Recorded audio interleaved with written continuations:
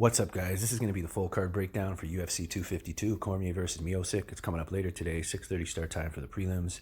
I'm really looking forward to this one. We got the trilogy between two of the best heavyweights ever. We got the fight that makes or breaks Sugar Show, and a bunch of interesting fights to fill in the rest of the card. But before I get into that, there are timestamps for anybody who wants to jump straight ahead to the breakdowns. I wanted to recap for anyone that missed last week or is new to the channel. I recently had an attempt to hack the email I used for this YouTube account, Twitter, and a couple other accounts that I have. I wanted to call out some of these guys individually. And this guy was one of the first because his lies and bullshit are right up there with the worst. He watches my videos, and he clearly watches other guys that give it away for free. And he likes to throw subliminals, right? He never says it himself. He's passive aggressive. For some reason, he was using Scarface and American Gangster movie clips. I don't know why. The guy couldn't be farther from a gangster, but I guess that's how we're going to communicate on here. So I put together a quick response, and I wanted to keep everybody up to date. So I added his response to what I said last week as well. Not only that, I added a clip of him talking nothing but nonsense and lies after going 0-3 on three big favorites on the same night that I had my best night of the year.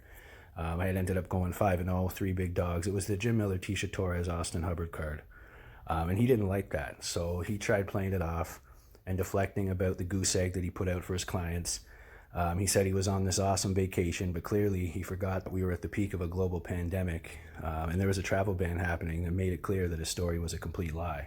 People asked where he went because obviously they realized that he was full of shit, and he said he went to Fight Island. So that's the value you're going to get if you're gullible enough to buy this guy's sales pitch. You get a fake vacation review, no explanation or ownership for losing your cash on terrible bets. So let's get straight into it. But the first thing we'll talk about is I am back. I am back from vacation. It's good to be back. I had an amazing time out there. Sun, sand, beach, drinks, pool, beautiful weather for the entire week that I was out there for. Really enjoyed myself. I think I enjoyed myself a little bit too much out there, but really enjoyed myself.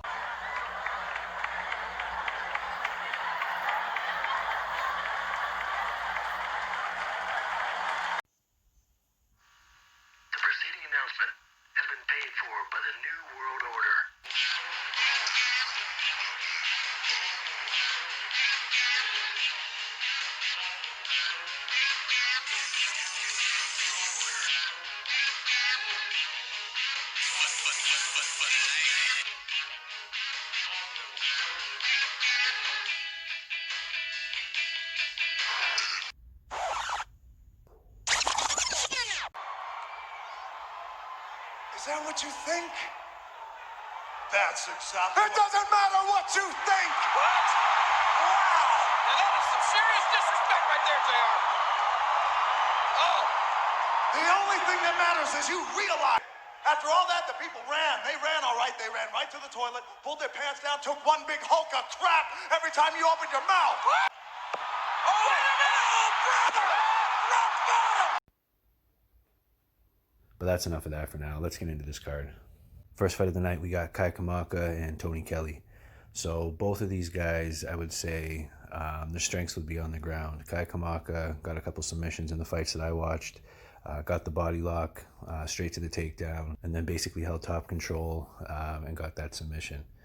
So, I was pretty impressed by what I saw. Hard to say how he would fare in the UFC. This fight's going to be telling. He's taking on Kelley, and the fights that I watched from Tony, one of the fights he ended up on his back early and got the submission. Looked pretty good off his back, jiu-jitsu wise. So this could be interesting when it hits the mat. I could see it ending in a submission either way, but I'm going to go with Kamaka. I'm going to say by TKO, ground and pound, in the third round. Next up, we got Daukaus and Parker Porter. So watching tape on these guys, Parker Porter, in the fights that I watched, he did look to grapple. He mixed in his striking pretty well. He looked comfortable on the feet, but he also looked for the takedowns. More so to strike. Now, the striking didn't look that great on top. At one point, he had full mount, winging bombs that weren't really having any effect. So as far as ground and pound goes, for a guy his size, definitely not as effective as he could be. Daukaus, he looked decent on the feet. Both of these guys not in the best physical condition. It could be sloppy. It could be one of those fights where cardio plays a big factor. I'm going to lean towards Parker Porter. He has fought the higher level competition. And for a guy his size, he did look pretty decent. So I'm going to go with Porter by decision in that one. Next up, we got TJ Brown and Danny Chavez. So TJ Brown in his last fight looked like he was going to be on his way to a win against Jordan Griffin and got caught in a submission and took it down there. He was on a 4-fight win streak before that, coming off the Contender Series. And he's probably going to look for a submission here. I don't think he's going to look to mess around on the feet with Chavez for too long. If he can get that takedown, I do think that he can pick up the win that way. Chavez is probably going to look to strike here. I'm pretty sure that's going to be the game plan. And I do lean towards Brown with the grappling as opposed to Chavez with the striking. But we have seen a lot of guys come in short notice and pick up wins as of late. So I am going to go with TJ Brown. I'm going to say by submission in the second round. But it could be a close fight. Next up, we got Felice Herrig and Vera Jandiroba. So Jandiroba in her last fight took on Carla Esparza, went to a split decision, and she looked decent in that fight. Felice Herrig, she's been off for a couple years. She's more of a kickboxer. I think in this fight, Jandiroba is going to look to close the distance with her striking, get a takedown, maybe even control against the cage, and either a submission or a decision, I think is most likely in this one. I'm going to say Vera Jandiroba by decision, but it could be interesting. We don't know what Felice Herrig's been doing over the last couple of years. There could be a lot of improvement there. But I have to go with Jandiroba. She's been more active, and she looks to be pretty tough. Then we got Herbert Burns and Daniel Pineda. So Herbert Burns, the brother of Gilbert Burns, been looking really good in his last few fights. You know he's going to be getting in that good training with his brother. And I think his trajectory is on the way up, right? Like I said, in his last couple fights, he has looked good. Gilbert's really high on him as well. Picked up a win over Evan Dunham in his last fight. In his debut, he took on Nate Landwehr. I actually picked Landwehr in that fight. And he ended up getting the knockout over Nate. So I actually thought in that fight if he was going to get the win, it would be by submission. And he blasted him with a knee up the middle and got an impressive win there. Also has a win over Derek Minner. Minner's a really good grappler. And his opponent, Daniel Pineda, does have some good grappling himself. But I think as long as Herbert Burns does have his cardio in check and has had a good camp, he should be able to take advantage of that and get Daniel Pineda out of there in the later rounds. So I'm going to go with Herbert Burns by TKO in the second round. Next up, we got Livia Gangster Souza and Ashley Yoder. So Ashley Yoder is more of a kickboxer. In the fight that I watched against Ronda Marcos, early on, Marcos went for a takedown, and Yoder was able to stuff it and actually flip her over, reverse position. So she has decent takedown defense. I think Livia Souza is probably just going to look to make this, a nasty fight, stay in her face. But Yoder's there to scrap, and I do think this could be a close one. I'm actually going to go with Ashley Yoder. Souza is tough, but there has been some positions in some of the fights that I watched that she just looked uncomfortable. And I think if Ashley Yoder is able to put it on her and tag her with some shots early, it might work in her favor to pick up a decision. Then we got Jim Miller and Vink Pichel. So this one, again, Jim Miller's been around forever. He's always pulling off wins that nobody thinks that he can pick up. Same thing in his last fight. I did bet him against Roosevelt Roberts. He pulled off the submission early in the first. Pichel, I think, is going to be a bit of a tougher fight here. He had a good performance against Roosevelt Roberts as well. This could be a really good fight. I don't think this one goes the distance. I'm going to go with Jim Miller by submission, but I wouldn't be surprised to see Pichel pick up a win in this one. It's going to be a tough fight, but I'm going to stick with Miller. He's a veteran, and he's seen it all in there. The only issue is he has been in some wars. He has some cardio issues, but I'll stick with him here. Next up, we got Merab Dvashivili and John Dodson. So this is a fight that I'm looking forward to. John Dodson's a guy who's really tough to hold down, and Merab isn't necessarily the best at holding his opponent on the mat. He is one of the best at getting them to the mat. I think he has the record for the most takedowns in a fight, and I think he's beaten his own record. But again, John Dodson's been in there with the top notch in his division. Petr Yan, he went to decision with in 2019. I think this could play out pretty close. If Merab's able to get the dominant takedowns early, it could be a sign of how the fight's going to play out. but I do think it's going to be tough to hold down Dodson, and this could end up being one of those fights. So I think a live bet is what I'm going to be looking at here. I just want to see how it plays out early because I think that's going to be telling for who's going to win the fight. So I'm actually going to go with John Dodson by decision in this one, but Merab is dangerous, nasty with the takedowns, like I said. Then we got Junior Dos Santos and Jairzinho Rozenstruik.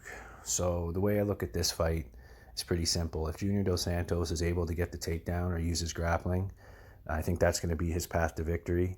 And I think that would be a smart move. He doesn't usually do that, though. He looks to go in there and strike. And even against Tai Tuivasa, Tuivasa almost got him out of there early.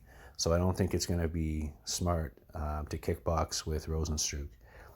He should go in there, immediately look for the takedown, or just to grind him up against the cage until he can get a trip or whatever, and get on top, because I think he can't pick up the win that way.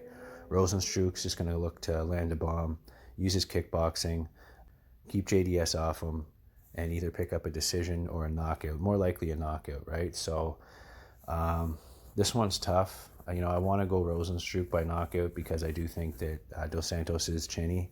But at the same time, I think Rozenstruik really has a weakness when it comes to the ground. So I'm actually going to go with Junior Dos Santos. Not overly confident in this one. I could see it going either way. But I'll go JDS by ground and pound. Then we got the co-main event. This is a big fight. Sean O'Malley and Marlon Vera. So anybody who's been watching the channel will know that I've gone against Sean O'Malley in previous fights. I do feel like he is a bit of a hype train. At the same time, they are allowing his camp to pick his opponents. These are still hand-picked. That usually means that they see something in Vera, right? So if I'm being honest, I do feel like there's a good chance that O'Malley catches Vera. At the same time, the line's way off, enough that it's worth taking a small shot on Vera, in my opinion. So I did do that, but again, I feel like Sean O'Malley at this point, his striking is really good. It's going to take a grappler that's going to want to stick to him like glue, get him to the mat, and grind out a win that way. Even looking back on that Sukumtath fight, and I've brought this up in the past, if Sukumtath didn't have the worst fight IQ in the history of the sport, and he just stood up, he'd have a win over O'Malley, right? So that's something to consider, but I think that he is a really good fighter. He has really good striking. It's just, I wouldn't consider him to be well-rounded yet because we haven't seen enough. The jiu-jitsu's there, he has the striking, but again, I feel like there's a little bit too much hype there. I could see Vera catching one of his kicks, or even if he throws a spinning kick, whatever, him getting his back that way. But there's a lot of different ways I could see this fight playing out. That's what makes it so interesting. So because of the odds here, I'm going to go with Vera. I'm going to take a small shot. But until O'Malley's in a position where he's fighting opponents based on ranking only, right, not just handpicking, I think he might be able to extend his win streak. But Vera's a really tough, well-rounded fighter, and a lot of people underestimating him as well. Definitely the bookies. So I'm going to go with Marlon Vera by decision. Next up, we got the main event, Stipe Miocic and Daniel Cormier. I can't wait for this fight. In the first fight, I actually bet DC, and I kind of considered myself a bit lucky when he got that knockout. It was starting to look like Stipe had a bit of an advantage. Then in the second fight, I bet Stipe based off of what I saw in the first fight, and I started to get nervous because DC looked so good early, and then Miocic was able to turn it around. So, I was on the lucky end of a couple bets there, but I think in this fight, I'm going to be going with Miocic just to get that out of the way. DC's had a lot of injuries. He's getting up there in age. He's been in a ton of wars, taking a significant amount of damage, and I think at this point, he is in really good shape. I would never write him off. I don't think that it's, out of question that he gets a dominant wrestling win here. But at the same time, I think that there is a lot going against him. He has a lot on his plate. Like I said, a lot of injuries in the past. And I think Stipe is going to be ready for this one. And I'm going to be picking Stipe to get the knockout here. Earlier on in his career, even a few years ago, I probably would have leaned more towards DC. But there's a lot of times in those fights where Miocic looks to have, a decent advantage on the feet. Not so much in the last fight because, DC was tricky, throwing a lot of looping shots, things like that. But I think Stipe will be prepared and I think that this is going to be a spot where he should be able to get a win. I'm going to say Stipe by knockout in the second round. I don't think it necessarily needs to go deep. A lot of people are saying that they think it's going to go, fourth or fifth round. I don't really think it's going to go that late. I don't think this one goes a distance either, so that's another prop you could look at. I'll pull up the bets now. Interested to know who you guys have in the main event. Should be a really good fight. So I got Stipe Miocic at even money. That's the first bet. Small shot there on Marlon Vera because I do feel like the line's off. And then I'm looking at a parlay, so I'll have that up on the screen by the time I put this out. I was still looking into it. There's a couple options. Herbert Burns is most likely going to be one leg, and then I'm looking at the second. And then as far as over-unders, I'll have a few of those as well. When I put up the over-unders, though, for the most part, if you think there's value, I would take a shot. These are some of the ones that stood out to me. I won't take a shot on all of these, right? I just wanted to put out some of the ones that I think have a bit of value. But similar to Contender Series, and I wanted to talk about that real quick. When I give options, like alternate options, I always am most confident, obviously, with the parlay that I give out or the pick. Just for people who don't like one of the options, I give a couple, secondary fights that I am not as confident in, but I still think that they're going to be winners. But I don't always play the alternates, right? I'm always going to be going with that original parlay that I put up. The other ones are going to be, or the other options are going to be fighters that I expect to win. But the reason that I don't have them in that initial parlay that I give out is because I see risks. So, just be aware that the initial parlays that I have been giving out have been hitting. I just want to kind of give people an idea of how I'm thinking so that when you're placing your bets, if you are tailing or, if you're on the fence about some bets, you have a better idea of how things work. But that's about it, guys. I'm going to wrap it up here. Let me know who you guys have as far as your bets go. I appreciate you for watching, and I'll see you on the next one.